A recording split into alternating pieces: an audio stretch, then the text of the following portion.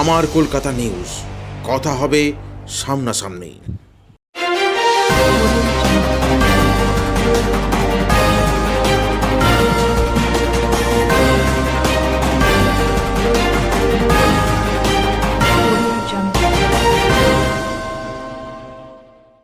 সাত সকালে উত্তরপাড়ার বিবি স্ট্রিট এলাকায় জিটি রোডে দুই প্রাতভ্রমণকারীকে ধাক্কা গাড়ির।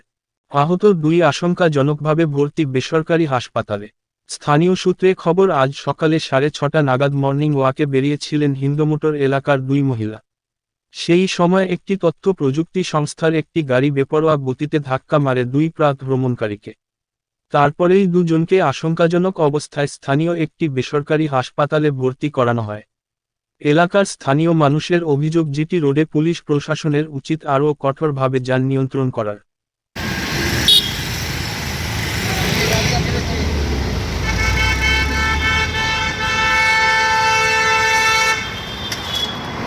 এটাতে বলা সকালবেলা এই দিকটাতে কিন্তু অনেকে মর্নিং ওয়াকের জন্য রাস্তাতে বেরোয়। আর সকালবেলা গাড়ি ঘোড়া যেভাবে চলে, আমরা তো প্রতিদিন বেরোচ্ছি, সকালেও বেরোচ্ছি, অফিস টাইমেও বেরোচ্ছি, যা দেখা যাচ্ছে তাতে গাড়ি ঘোড়ার উপর একটু লাগাম দেওয়া খুব দরকার আছে।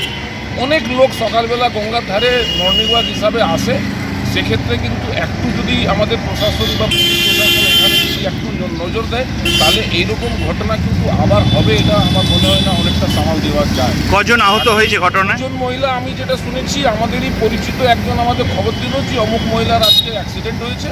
সেটা আমি এখনও হসপিটাল যেতে পারিনি, কিন্তু শুনেছি নাকি খুব মারাত্মকভাবে আহত রয়েছেন। জানি না এখনও আগে ওনার কি হবে না হবে। আপনার গাড়ি এভাবে চালানো উচিত না, বেপরোয়া গাড়ি চালিয়ে মানুষের জীবন চলে যায়।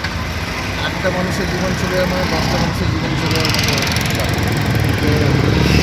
সেফ ড্রাইভ, সেফ লাইফ থাকা যায়।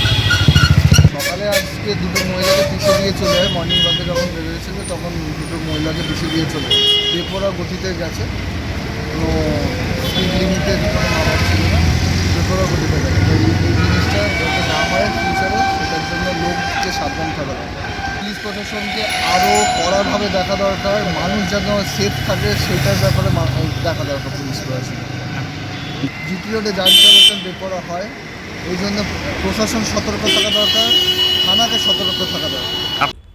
আমার কলকাতা নিউজ, কথা হবে সামনাসামনি।